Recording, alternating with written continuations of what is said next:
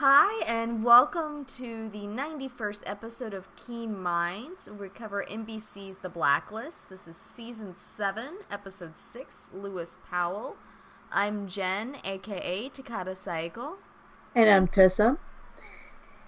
And you may hear Ray Cat in the background. He has And decided my dog's on the background too. It's they're life all with pets. It is. And Ray has decided my lap is his bed right now. So we'll He's see how cute. this goes. He is cute.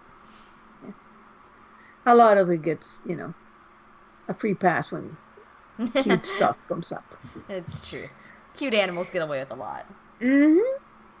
So, we are on the Blacklister number 130, which I thought it was interesting in terms of numbers. And let me get that out of the way because it is absolutely proven that I was correct in my interpretation of what the numbers mean.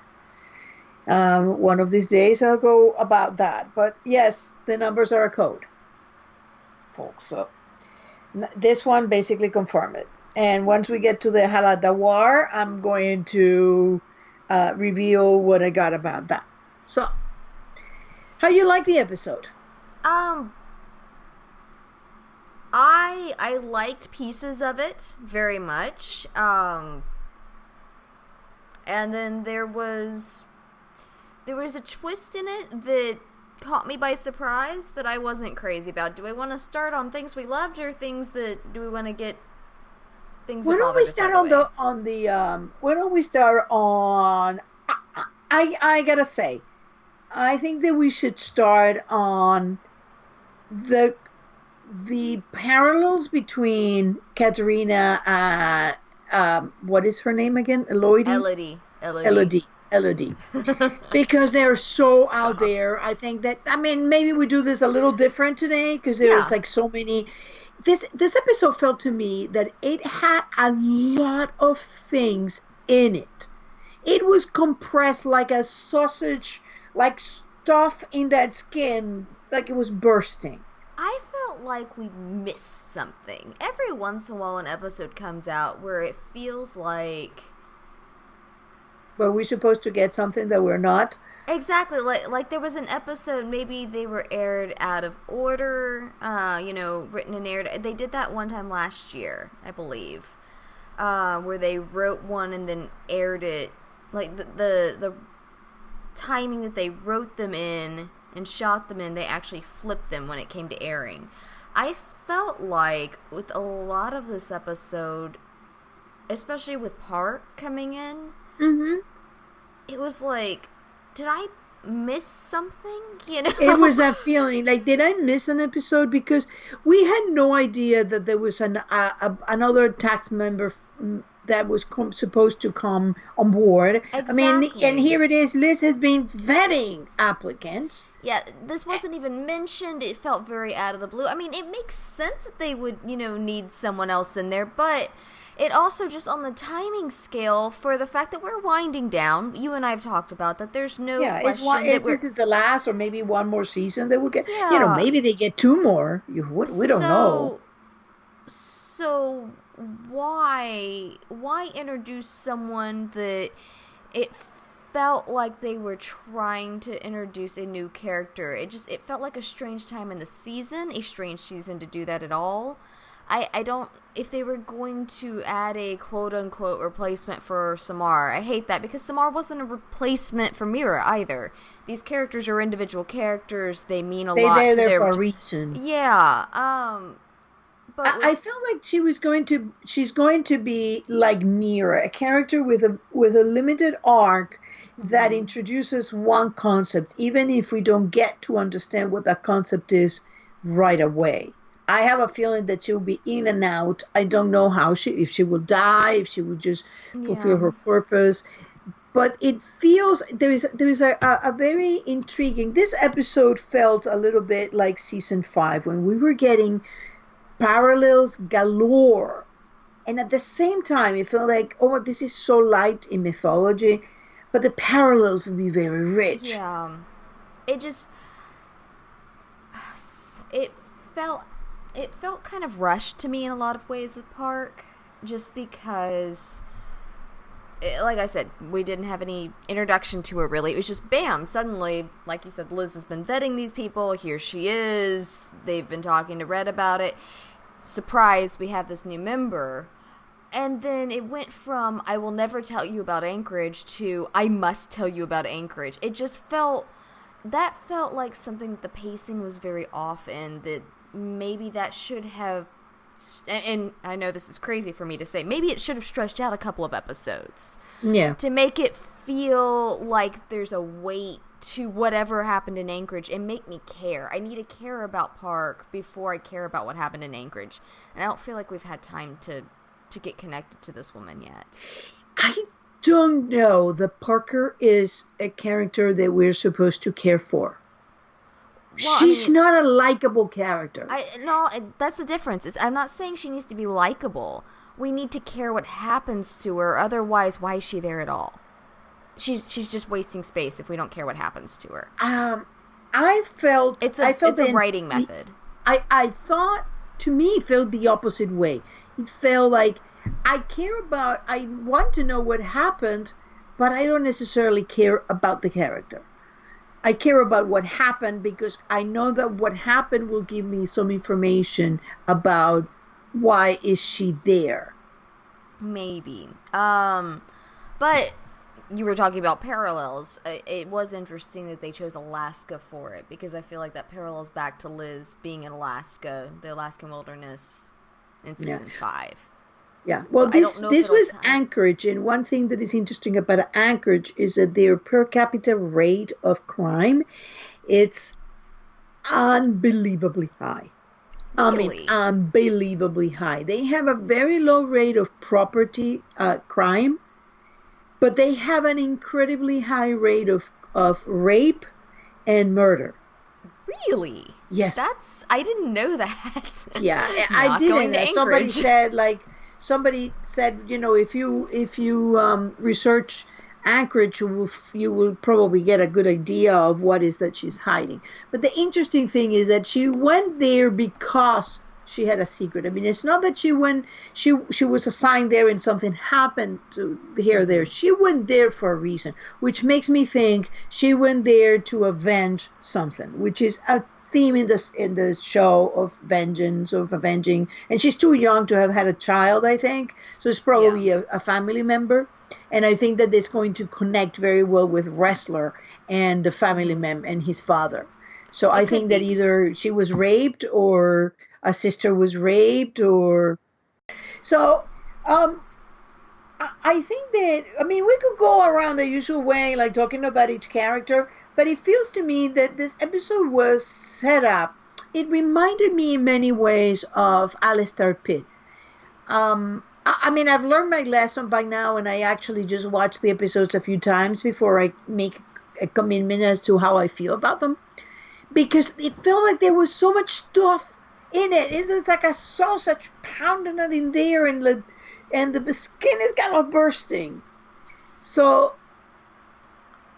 I found that there was interesting that, I wasn't bothered by not knowing, but this was my first introduction that there was an agent that they were looking to introduce. I found that okay. I was not bothered by that.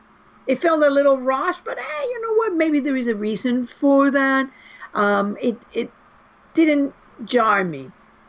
But I found interesting that when she comes on board, instead of having the reaction that Aram got to Samar, and that Wrestler got to Samar, which was both a keen interest. Wrestler was like, hey, anybody who catches Reddington has my attention.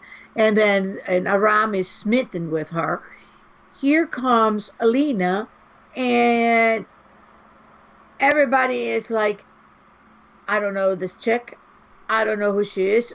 She's like fawning over Wrestler, ignoring Aram. Aram is jealous and thinking that he's replacing him. And Liz is totally misunderstanding the situation. Like he thinks that that Aram is worried that it's replacing Samar. Well, Wrestler misunderstood. Wrestler was the one. Yeah. No, Liz seems to have assessed her correctly. I mean, she likes her. She thinks that there's some sort of darkness in her that'll be useful, which is interesting. That's that's basically what she goes she's with. taking the role of Red in vetting people for the blacklist, but also it almost felt like a little Fulton like. Let's give you a little thing and see how dark you really are. So we're gonna go see Red as he tortures a guy, and then whoopsie, or Brimley tortures people, and then oops, he bursts. Poor Brimley. Yeah. I will say I love Brimley so much, and he is always such a treat every time he pops up, and this was no exception. Yeah. I'm just waiting to see Brimley with Glenn. Please, one day. That would be fun. I like it. That would be, yeah. I would like to be one episode in which we see everybody together, like Glenn and Max and Brimley, and they all together. It would be so much fun. And the other parallel that I thought was interesting in this episode, and the way it was constructed, caught my attention. And then the other Jen in my life, in Reddit, Jen 5225, was put it in clear words. There is this episode feels very much like 2 or 3. There is there is somebody being tested, an associate being tested and fails a test, and B, there is the introduction of a task force member. Yeah. Like Samar was introduced to the task force there, even though they have met her before. That's when she came on board the task force. I really, as much as I hated to lose Frankie, I really enjoyed that whole twist there, because it was both Red in his element and Red out of his element, because he thought he kept wanting to have faith in her. Yeah. He kept going out on that limb and wanting to have faith in her, and everyone around him's going, dude, you need to not.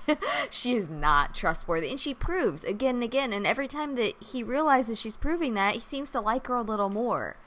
And should have learned the lesson with Vargas. Vargas was another one, masterful of making believe things. I mean, so was Frankie. She was very believable in every way.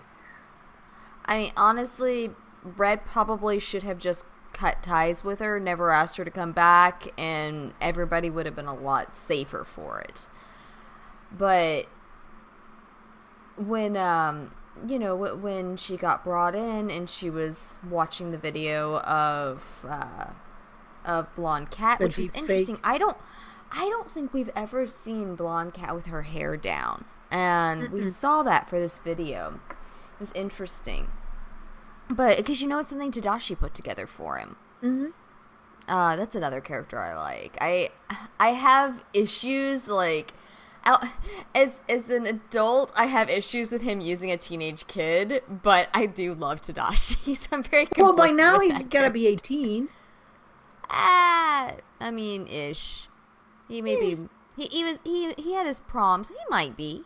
Yeah, he might be. But regardless, he's old enough to enlist in the military. He's an adult. Yeah. But I'm just saying, when he first approached him, I mean, he was like 15 or 16, and I had some issues with that. But regardless, I do like Tadashi, and that was a lot of fun. But with Frankie, if you're gonna do child labor, you might as well do that kind of child labor instead of a factory with inhumane conditions. Yeah, Red will take care of him. But the moment that Frankie went up and Vontae was the one, I was worried about it. I went back and forth very briefly, and I was a little worried about it because I really like Vontae. So you bought it even for a little bit. Here and there. But the thing is, it wouldn't and it didn't, and thankfully it didn't make sense for Vontae to betray Red. Not with the way he was introduced, not with how he's been shown. He's just an incredibly loyal character. I still want to know why that kid was in prison, because he was in major lockup, and we still don't know what he did. We just know that he's very loyal to Red. But I loved him playing the role of the snitch, bringing Frankie in, and I'm sitting there going, Red's playing her. Yeah. Oh, the second I saw the record, that the moment that Red told her and that she got into Katerina, I'm like, this doesn't look right. And I didn't connect about the deep fake until it's like, wait a minute, why that screen? The Katerina side of it, or the blonde cat side of it with the, the hair down and everything, I didn't connect that until the end. That everybody was in on it. I did think that, she'd been called in and that the guy worked for the blonde Katerina and all of that until the very end when we got through the deep fakes. And I really do like that as a premise, because it's something we touched on back in season 4. Was it 4 with Prescott, when he had when he created that recording for Red in season 5, I think. Yep. No, season 4. Yeah. When he tried, with that agent from Internal Affairs. Yeah, it was just so good. And it's such a fascinating and terrifying thing to know that. And I've thought about it looking at these, because you see it in movies now, like when Carrie Fisher passed away. They made a younger version. They took an actress and basically put Carrie's face over it to bring her back as a young Leia. And from what I understand, the last movie that's coming out at Christmas, Leia will be in it some, just because they're using that technology. So with that kind of tech that's able to... Yeah, videos don't mean anything anymore. Yeah, exactly. And, I've thought about that. I'm like, that is truly terrifying. What happens when people start doing this with politicians and all? And so I loved that as a premise. Well, there's a lot. I've known that there's a lot of that in deep fakes with porn movies, that they make people be in porn movies, in even porn home movies that they have never been in. And I mean, it's a wholly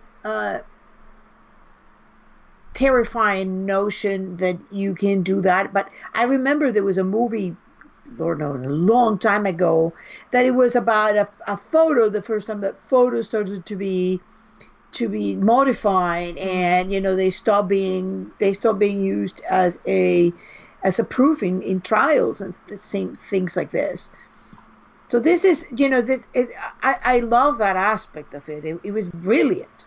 It was absolutely brilliant, both from the point of view of the blacklister as with entrapping Frankie.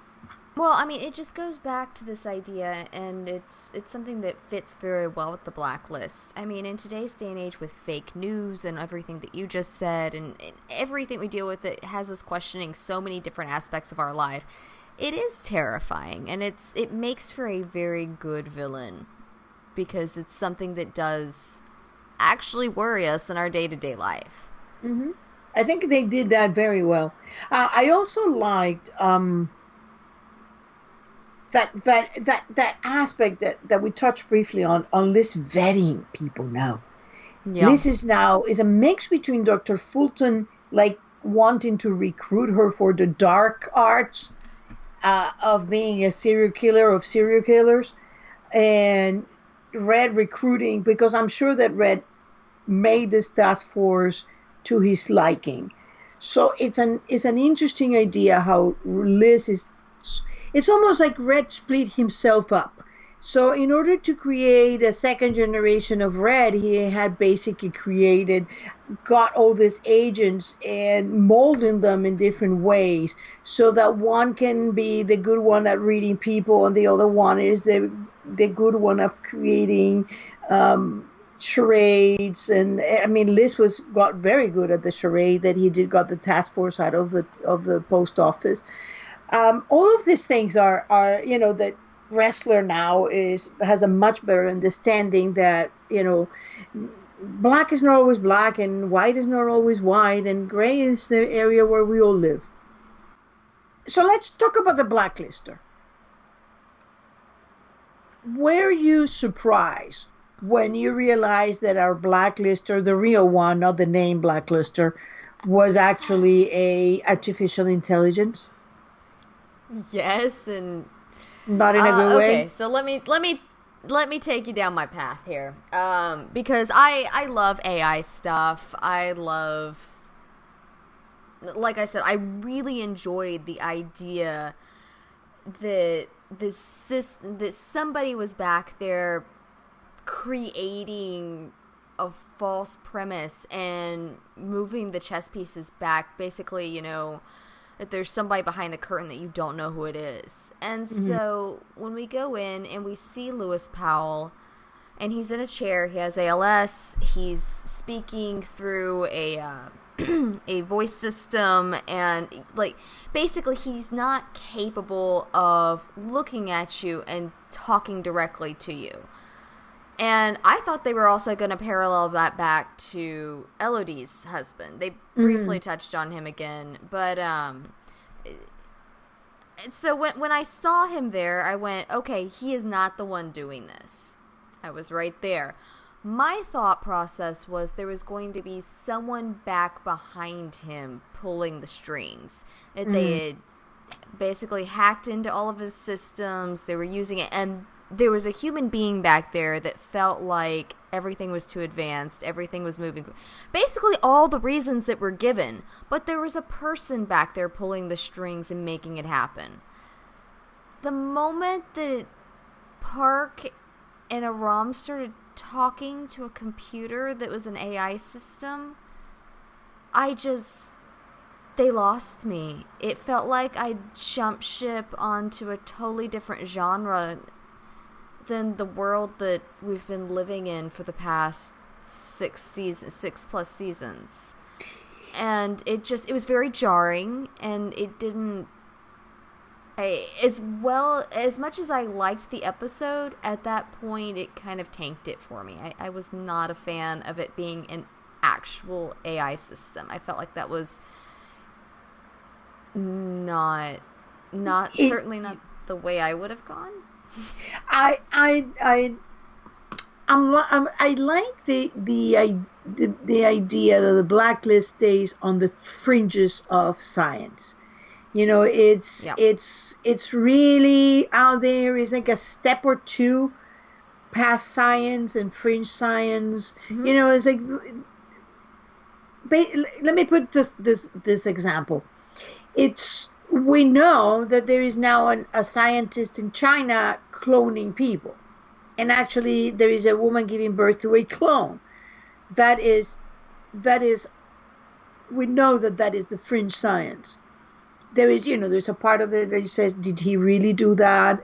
Are we going to be able to make sure that is exactly what he did? We can discuss about the ethical aspects of that fringe science. But did feel like, and I'm comfortable with the blacklist going there to that fringe and a step above. I'm not comfortable when he leaps this much, and do not have any doubt whatsoever that humanity will get there, and then probably we are far closer than the vast majority of us think we are, but we are not there. Exactly.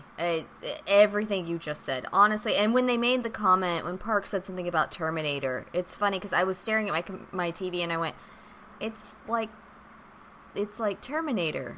I'm watching, I haven't seen the new Terminator movie, but I'm sitting there going, did I switch channels here? Am I watching Terminator? And she made that comment, and I don't know if that was an attempt to nod towards the fact that they knew they were stretching it there, or... Yeah. In a way, it felt like it was stretched too far. Leaping past that fringe science is a good way to put it. That's an excellent way to put it.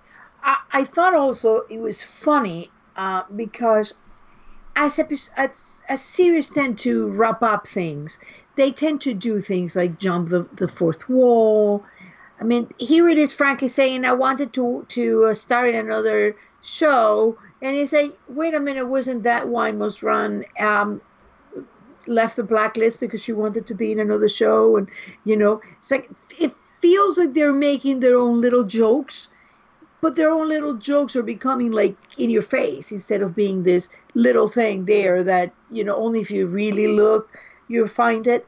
Um, but I found very funny that Losing said that some of the subtleness there. yeah, in a way I felt it felt funny that once we get an artificial intelligence body, and he's just like Red. It's a vigilante artificial intelligence. So that I started laughing when I thought that. He's like, oh my god, this artificial intelligence, and he's like, oh no, you're bad people. Let me kill you. This is going too far. And also want to say this is a great nod. The fact that they call it Clark and make a joke, but it was the wrong joke. It was not Lewis and Clark. It was actually the Space Odyssey. The artificial intelligence there was called Hal. Oh, that would have been nice. And the was called Hal, and the guy who wrote it was named Clark. So it felt like a little twisted nod to Space Odyssey and the artificial intelligence body that was Hal. It was an interesting concept. And very and that's really where I was on it.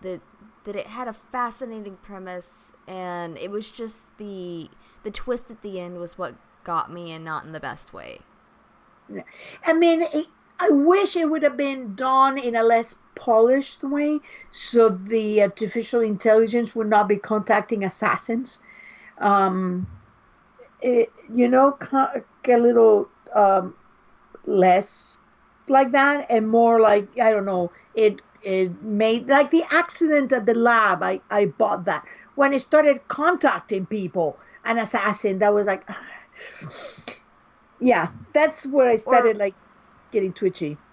Or just Park sitting there and having a conversation with it. It was, I mean, like, I don't blink an eye when Tony Stark has a full-on conversation with Jarvis in Iron Man, because those are the rules of the world that they live in. Park talking to this Clark AI was so bizarre, and it felt, it was a strange feeling. It didn't sit quite right, and who knows, maybe we'll come about it later and something will make more sense. Mm-hmm. But interesting as it concept. stands right now, it's an interesting concept. The other aspect that I found fascinating was this Aram that we're seeing. And I know that a lot of people are very jarred by this, but I find, they have laid a trail, that very subtle trail, as opposed to the loaf of bread, which where they hit you on the head, about Aram being very similar to Red. What's your thoughts about that? I'm going to disagree with that there to a degree, because I think there's a big difference in what we saw between him and Elise with the pot smoking and because, very early on, he made the comment, he said that he doesn't even drink, doesn't drink alcohol. Super early on, then we saw him that he started drinking, and that he started using drugs, he started smoking, which are legal in DC. And, so... But I think there's a big difference, a very big jump between... Well, we have seen him alter behavior for women before, but there's a big jump between smoking a joint or a hookah and breaking into someone's home and then flashing a badge and saying that he's... obviously he is with the FBI, but it just... That entire thing, and then... If he had just gone, holy crap, what have I done? I've got to put the brakes on it. Maybe I would have felt a little more, but then kind of like with the AI system where it was just that leap. Then he breaks into the Washington Monument and they have a picnic. Like, that was just... I don't know. It didn't make a whole lot of sense to me. It felt very extreme. Well, I know I know that a lot of people feel that way, but hear me out. We had Kirk describe how Katerina seduced him. She wanted to look at a house by by a contemporary architect, and when they got there, she jumps the fence and starts dancing. And there are people in the house, there are people that live there, and she's dancing, and Kirk is petrified. Of course, it didn't end in the dance. They probably had sex in the garden as the people are there and the lights are on. And Katerina is there dancing. And Elodie, and Elodie brings brings Aram to a house that is also peculiar, and they break in there to have sex in somebody else's bed. So I'm seeing the parallels they're doing with Katerina being a thrill seeker and bringing out everything that Aram had out, and making him and bringing him down further into this rabbit hole of thrill seeking. It's very interesting to me, because we have had things about Aram being not exactly a black and white kind of guy. He may have been scared physically of breaking the law, but he's a hacker. I mean, he used to take a different kind of risk before becoming an agent, a field agent. He may not have been at gunpoint, like Samar said, but he was out there breaking into people. He was, he hacked into, remember Sweater Vest? He hacked into Sweater Vest. He was hacking into all kind of places. He was recruited from the NSA. So there's a different, he always made up his own rules. He believed that Red was doing the good thing. He always believed in Liz being innocent.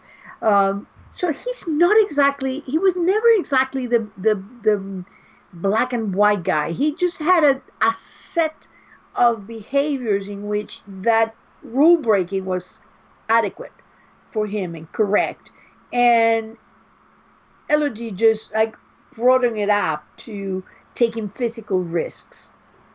And I feel that is very much the same thing that happened with Katerina and Red. Red talks about, being a difficult child and being a, liking outlaws. And I think that Katerina just took that thrill seeking, and that's how she drew people in. Thoughts? Blinks. I can see the parallel between with what you just said about the jumping over the fence and the dancing in the yard and breaking into the house. I did not. That was not where my mind went to in the show. And as much as I love parallels, it's it's a little embarrassing to say, but just because you don't like it, it makes a big difference. You don't like the affair with a married woman and with a disabled husband. I'm just not a big fan of Elodie. So I just don't really like. There are a lot of things I don't like about the Elodie arc in general. I feel like it's a disservice to Samar and the relationship that they built there. I don't like the arc, which is fine. I mean, it's it's not my show. They're going in a direction with it, and in the end I may say, oh well, okay, that's how they got there. I had a thought and I completely slipped away. Like while you were talking, I had it, and maybe I'll come back to it. But to me, my mind were right there. I mean, this is redhead character that is doing all kind of things. So it's almost like they're showing us Katerina in two ways. Evil Katerina was redheaded Anna McMahon and her evilness and no heart, and she was a magician and did all bad things. And this is the thrill seeker full of life character that seduces with that kind of, joyful abandonment that goes into being dangerous. And she's also a redhead. Yeah, yeah, they do like redheads. I can't complain about that part. You know what's It's coming nice to with see that many Wrestler, right? redheads. He's a redhead. He's going to discover some things about his dad that he was not expecting. Oh yeah, well I mean we've talked about that. That's just being on the blacklist. Yeah. It's yeah. Anything you think is black and white on the blacklist, give it 5 minutes, you'll find out it wasn't. Mm-hmm. Um, what did you think? I mean, were you expecting Frankie to just go so fast? Or you expected her No, I journey wasn't. to last a I little thought longer? I thought she was gonna last a little longer. I honestly, I kind of expected her to be part of the task force and to be put in there. And it's interesting. I think it was an interesting decision to go that way. I think it says something. Exactly what it says is still yet to be revealed. Right now, the way I'm reading it is that Reddington was off on his calculation where Liz was right. And so that's what in the assessment of the individuals for the task force. Liz was pushing Park the entire time, that she vetted her, that she liked her, that she thinks she's a good fit. Red was digging his heels in, he was fighting her on it. No, he wants Frankie. And then, while everyone around him saying, Francesca betrayed you, this is not smart, and it turns out that yes, she continued to betray him. And I think he was very disappointed in that at the end, hence the lovely Red moment of it being his burden and then just shooting her. Mm-hmm. But yeah, No, don't kill her. I liked her very well. I think she had a lot of potential. But if it was going to be between her and Vontae, I will choose Vontae every day. Yeah, I wasn't taking. I knew immediately as I saw Vontae, I said, oh yeah, she's just been taken for a ride. Yeah, and so it was interesting. I will be very curious, especially coupled with Bloom and the whole "I love you because I trust you" thing that we discussed, and the idea that he may not be as trustworthy as Red seems to think he is. I wonder if Red is starting to slip. Like, I wonder if his disease is making him being. Remember when we talk about how Red and it happens with Tom and Liz as well. When things got emotional and get comfortable, like the same way he was taken by the Kings of the Highway, Red would have never been taken by the Kings of the Highway. He was off his game because he was having a good time with Liz. He was telling her stories. They were basically in a road trip, and he slipped. Exactly. I think that he's very close to the situation, while I still don't think that this is, Lottie's Katerina that we know, Liz's mother. It's still a connection to Katerina. It's still a deeply threaded past with Red, and that's probably dragging up a lot of memories. He's obviously ill to some degree, or something is going on there. And so with all of that working together and working against him in a lot of ways, I mean, he is human. So the idea that that's throwing him off his game a little bit is interesting to me. And I kind of, as it stands right now with the way that we saw Frankie pan out and how determined he was to trust her no matter what, that's the feeling I'm getting, is that we're being led down the path to show that he is slipping some. Yeah. And also, I don't know if you remember, there was a long time ago, but we touched on that, and I said that part of what we're seeing in the Blacklist is seasons 1 and 2 where we were being shown the finished magic trick. It had the magician with the audience and the pretty lights and the smoke and the assistant in the second dress, and they had all this like show and beauty. And as the seasons have gone on, we've gone back beyond the mask, and we're seeing the man behind the magician, and a lot of the things that have come to happen. I wonder, like Red killing the guy accidentally, or maybe not, or the Still think that was an stranger. accident. Yeah, or the stranger not getting there, and Elodie getting the name for Aram. I wonder if when we were in the seasons before and we were seeing the finished trick, if if those things have always happened in Red's world, but Red is so good at integrating things and rolling with the punches and thinking on his feet that we got a finished product that looked like he was omniscient, like he knew and planned everything, that everything that happened, he was on top of it and it gave an impression of him being a puppet master. Well, in reality, what had been happening is a man who's a master at creating an illusion. And that illusion means that when things don't go as planned, you roll with the punches, you take a stand, and you don't let anybody let you see you sweat. Yep. Never Something like that. I mean, am I expressing it in a more or less coherent way? Oh yes, definitely. I like it because I think that almost has to be accurate. I mean, he may be slipping, because he's always been a relatively good judge of character.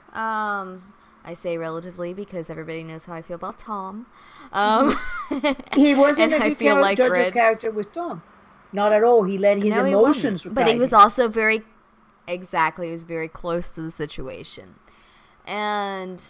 But for the most part, because he'd almost have to be, otherwise he would have been dead a long time ago, no matter how clever you are, no matter how quick you are on your feet. And Brett he's proven that he is again and again. But if that's all you have, if you don't have a good judge of character, you're dead in that world. And so it'll be interesting seeing that. We may be getting a peek behind the curtain, and he may also be slipping. It may be a combination thereof. Yeah. Because he has been off his game. Since when? To some degree or another, since... I'd say Since Liz killed Connolly? I wasn't going to go back that far. I was going to say Kate, when he shot Kate. Anger. Was when when he let that get to him, and when he made that decision. Because, well, he's never shied away from, doing away with people that he feels like have wronged him. And as we've discussed again and again, in his world that he functions in, he can't just let people off the hook here and there and everywhere. But there was a difference. It would be like Dembe. This was someone that was deeply entrenched in his past. And he doubted Dembe, too. He did. But I think he doubted Dembe because of everything with Kate. But I think that what he saw as a betrayal by Kate back in season 3, and then moving forward when he shot and thought he'd killed her, he was off his game on that. Dembe didn't like it. Dembe talked about using a dead woman's name to, further a deal that he was making and all of these things. And I think that we started getting that. It started knocking him just a little bit off kilter. And he straightened some, but he's also been arrested I mean, the fact that he Poisoned. didn't see that Liz poisoned, arrested. I mean, he's just these aren't things that we would have missed before. Now, granted, there are plenty of stories about him being paralyzed, about him being poisoned, about near-death experiences, things that went wrong. He's been arrested before, all of this that's happened over the years before we met him in the pilot episode, but I feel like as we get closer to the end here, we're coming up on Katarina, we're dealing with Liz. He's got so many balls in the air right now. Mm-hmm. Nobody can keep up with them all. And he's starting to falter some. Interesting. I have been taking a look at this, and I'm preparing to go a little further than that. I think that Red was off his game for a long time, and part of this comes from revising Kate. I always had this feel, and I didn't know how to put it in words or where, that Kate was not exactly as we thought. And it's interesting because a lot of had been said, oh, he was supposed to be a man, he was supposed to be this and that. But the thing is, when we met Kate, she has this giant bag. It looked Mary Poppins. It was giant, and she was carrying it, and it was very, very much Mary Poppins-like. She arrives and she fixes the situation. She cleans the place, she finds Red, she does all this. There is something in this that when you look at what Kate did, and the things that Kate kept, notes for 20 years of cleaning for Red, which bodies were where and what did they die of. I mean, in 20 years, there's no way that you remember all of that. So to me, it feels that you have to go back to when Kate was approached by Sam and she meets Red, and she doesn't want to work with Red. She despises Red as a traitor. She obviously has no idea of Katarina framing Red. But at that moment, it felt like she didn't want to be with him. And what she wanted was to put her hands around Red and strangle him. And it felt to me that the reason she took that job, and looking back after that whole arc with Kate, and going back and looking at all, and I did that. I went and I looked at all her scenes. And when you start looking at them in that way, especially in the sequential order they happened, not in the order they are shown to us, it seems that what emerges, it's a Kate that went to work with Red in order to make sure that Red did not come close to Liz. But as soon as he did, we got that pinch look. I'm always putting a plan to bring him down in case that he ever does. And she was fine with it so long as he didn't enter her life. Once he entered her life, she's just biding her time and see how much damage there is. But to me, the moment that Liz killed Connolly, and it was obvious that now she's a criminal, she's haunted, that Kate's mind was made, and she started that plan to take her out of Red's life.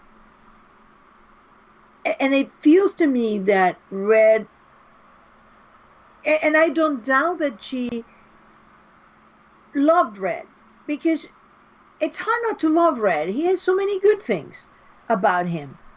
But there was always that back thing that I am here so long as you behave. But the moment you don't, I'm going to take you down.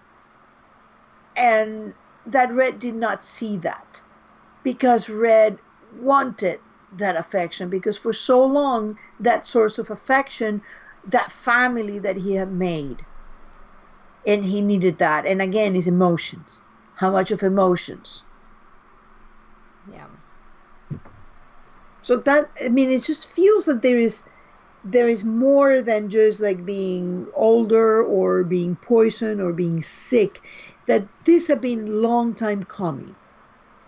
I definitely think, regardless of where the slip is happening, if it happened long before we met him, or if it happened, in season 2 Along or the 3 or way. 4, like, regardless, I agree with you that it is tightly linked with his emotions and his feelings towards people.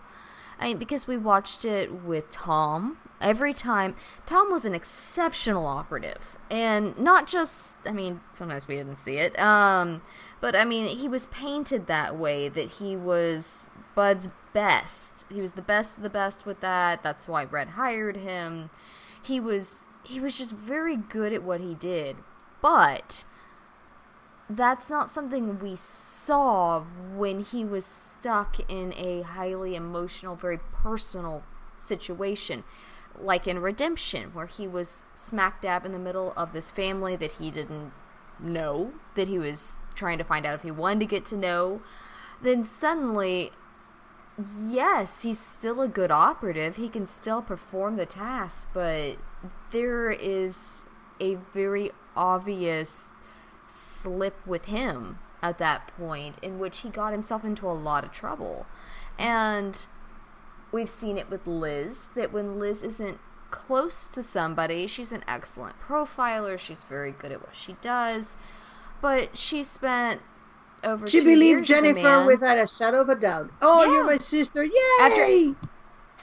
After everything that's happened. And Yeah. and Kirk, same yay! well, we don't know about the about the neighbor yet, but still, there's just, when it comes to close emotional ties, especially these 3, and probably you could probably make arguments for others as well, but especially these 3, it's not that their intelligence or what makes them good at what they do goes out the window completely, but they're compromised. Yeah, They their are emotions definitely will take you compromised. will take you out. And there's a reason why doctors will not perform surgery on a family member.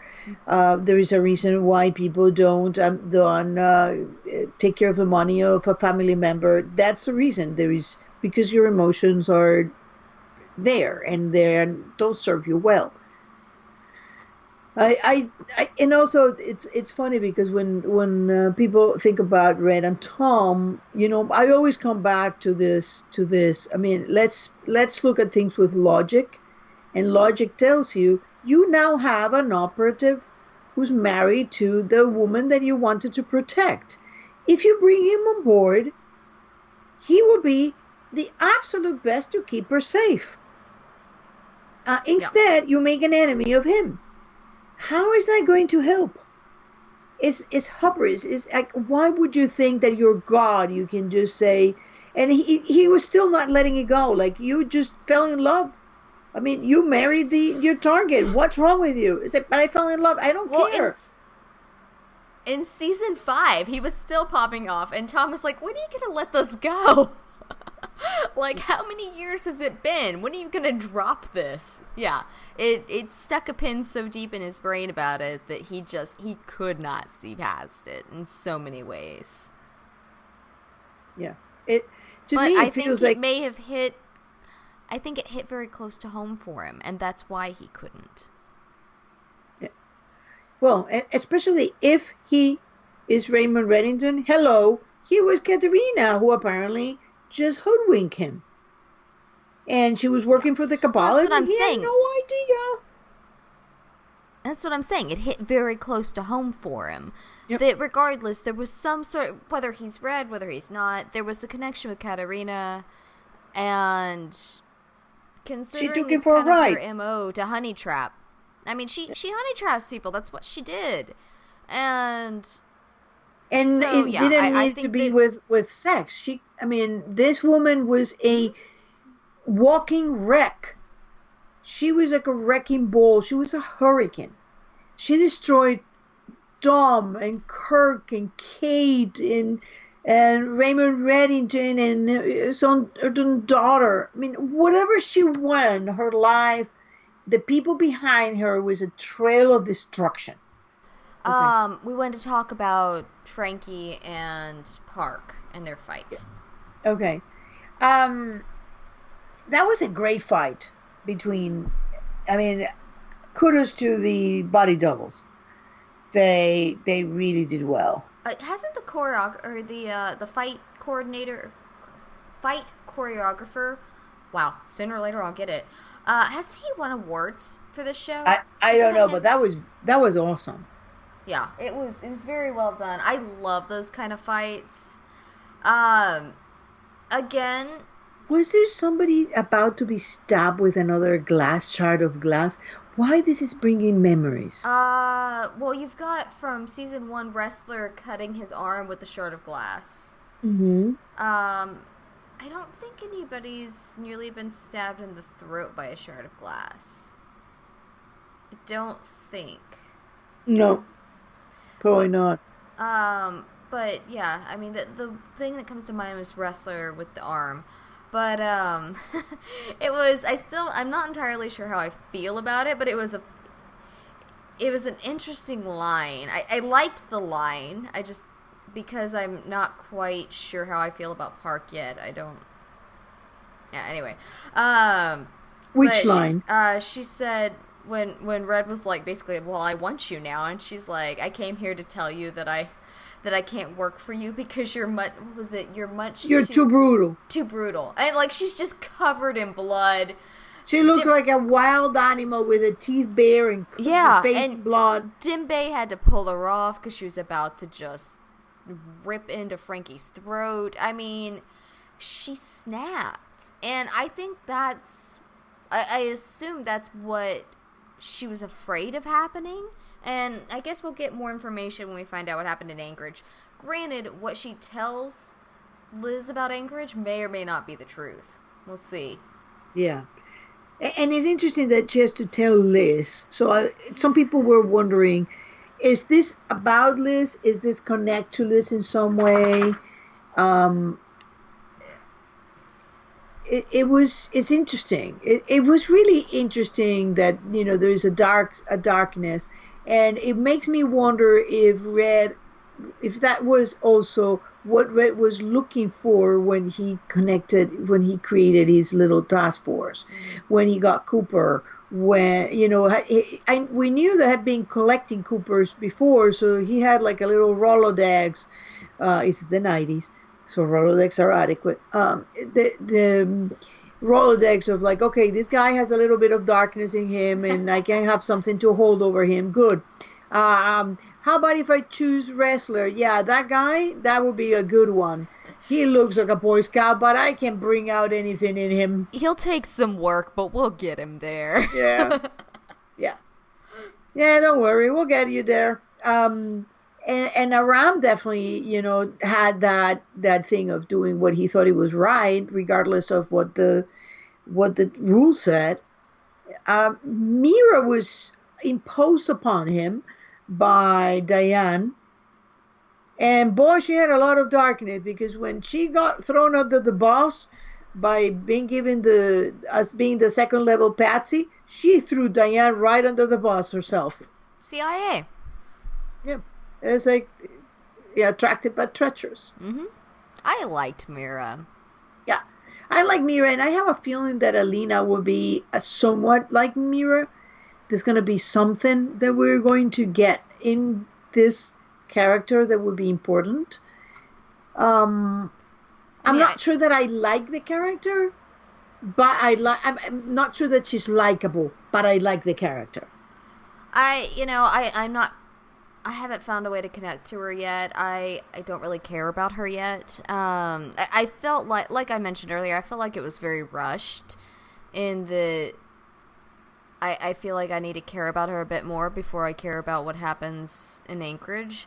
But we'll see. I may change my mind. I mean, the actress is very good. I think I think that the character has a lot of potential. It just feels like very strange timing. And so, but I'll give it time and see where I go with that. The Blacklist, I was writing something today about a lot of people are look at the blacklist like the traditional element. You have a protagonist, you have an antagonist, and you have to you like your protagonist, and you feel connected to the protagonist in a way, and it helps people feel that they're with her. But the blacklist, to me, the more I'm looking at it, it feels like this flips everything on its side. Like instead of you caring about Liz and wanting to go on the journey and feeling like Liz, most people tend to dislike Liz. The majority of fans feel like, why are you doing this? You're not supposed to do that. They don't feel empathic towards Liz. They don't connect with Liz. They connect with Red, but not with Liz. See, I like Liz. I don't know. I feel like she's been put into a heck of a situation. Ringer. Yeah. Yeah. Put through the ringer, and that dictates a lot of what she does, because she has been put through things that would have shattered most people. And yet she's come out a lot harder, I think, but I think that she had a pretty hard, I think she covered up a lot of her darkness, and it's just, she's been shedding it, and she's become much more comfortable with it. Yeah. Was it? I hate this song now because it's the song they killed Tom to. But hello, darkness, my old friend. It's Liz. But what I was thinking is, this show cannot be seen in the same way that most shows can. It feels to me, and the more I've been looking at this with critical eyes, it feels like instead of being Liz the protagonist is empty. We're getting Red, and Red is like, Red has mirrors around him, and all the other characters are basically surrounding him. I have to explain it in a visual way. And then there's mirrors. Each one of them is a mirror, and they're getting tilted. And by getting tilted, we're seeing facets of themselves as seen by Red in the middle. And at the same time, Red is the spare that Katerina shoved in there. Red came and crashed into their life, and Red has been shaping them into something. It's been shaping them into becoming something. Everybody has changed around Red, and sure, Red has changed, but he's the agent of change in most of people. And most people are like mirrors that get tilted ever so slightly, and you see a different facet of each one of them. Mm-hmm. And so it feels at the same time that I'm not sure that who's the protagonist. And that is fascinating to think about. I mean, I suppose I think that protagonists have been changing in television and storytelling in general for a while now. I mean, we no longer, I think, on a broadsword are interested in flat, knights in shining armor. Yeah, I mean, we like getting down into the dirt with them. We like characters that play in the gray because life is messy. It's, even if you have the best of intentions, when it hits the fan, you have to make the hard calls. And I don't think that we can judge protagonists and antagonists by black and white characters anymore, and I certainly don't think we can on this show. I would consider both Liz and Red as protagonist because an antagonist. Well, I mean, they're antagonists to each other sometimes. But well, she's looking for the truth. She's obscuring the truth. I think it's more complicated than the traditional protagonist and antagonist setup of years gone by. We lean more heavily into the anti-hero these days than we have before, and I personally love it. I'm a big fan of anti-heroes. I enjoy those characters because they're not flat, they're not boring, and I guess I'm getting really judgy on the characters that are, but that's always been my thing. I've never liked just, you know, well, the hero's hero. When we started, you know, a lot of people felt, you know, Wrestler is a good guy. That Liz is the little ingenue that want to do the right thing. And then Tom was a bad guy because he was, you know, he was a spy. And then, you know, slowly we got to this point and nobody is as it seems. Yeah, everything's been flipped on its head. The good guys tend to be bad. The people that we looked at being good end up to be bad. The people that we thought were bad are the ones doing good. Wrestler became a better cop when he became a bad cop. Well, because he learned to, like Red said in the pilot to Liz, learn to look at it like a criminal. And so that's what Wrestler's been learning to do, whether he realizes it or not, that when he's pushed past his own moral boundaries, he's able to expand the way he approaches everything else. Because like it happened in the previous episode. Red was saying lines of a cop, and Wrestler was saying Red's lines. It's going to be a gas. and so the at the end, it feels like, is that what I'm talking about, the mirror tilting?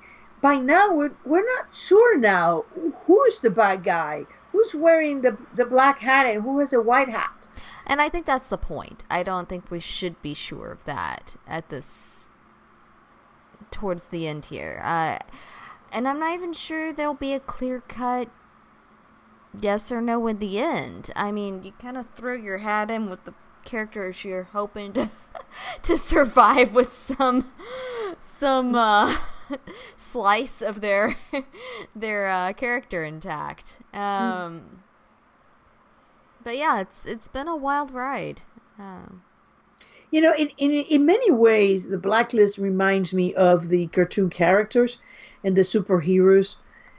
That, you know, except that none of them are completely white and completely black. They're not the good guys or the bad guys. Everybody has a dark side.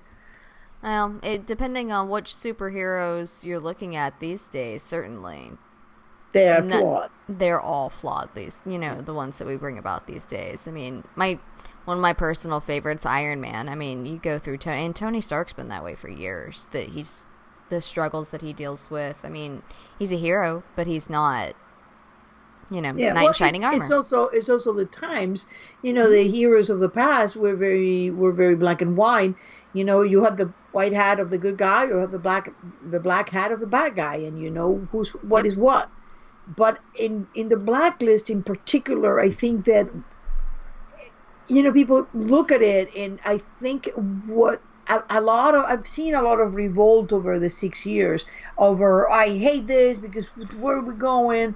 And I think that a lot of people are missing the journey that Liz is doing towards who she is by doing a journey about her parents. And you're also dealing in the realm of espionage, which is not clear cut. And so there's a line out of the show Burn Notice that I just finished watching.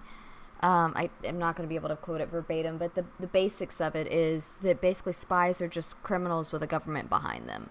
Yep. And, you know, so I've said that many times. Things that you would, you know, that somebody on the streets committing a crime, they just happen to have landed in a place that the government's willing to pay them for it.